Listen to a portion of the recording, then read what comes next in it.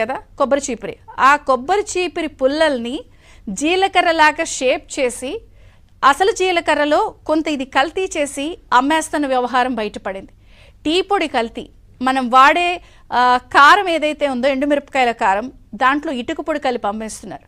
ఇవి కాకుండా జంతువుల కొవ్వు, ఆ దేవదేవుడికే తప్పలేదు, జంతువుల కొవ్వు సంబంధించి నెయ్యితో తయారు చేసిన వైనం కూడా ఆయన ఫేస్ చేశాడు.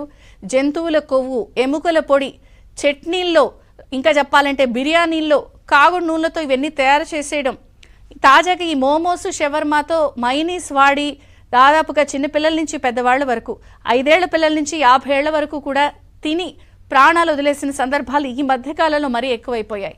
సో ఇవే కాకుండా కాదేది కవితకు అనర్హం ఉన్నట్టు కాదేది కల్తీకి అనర్హం అనే స్థాయిలో అసలు చిన్న రెస్టారెంట్ నుంచి, స్ట్రీట్ ఫుడ్ నుంచి పెద్ద పెద్ద రెస్టారెంట్లు, పెద్ద పెద్ద హోటల్స్ కూడా ఈ కల్తీకి అనర్హం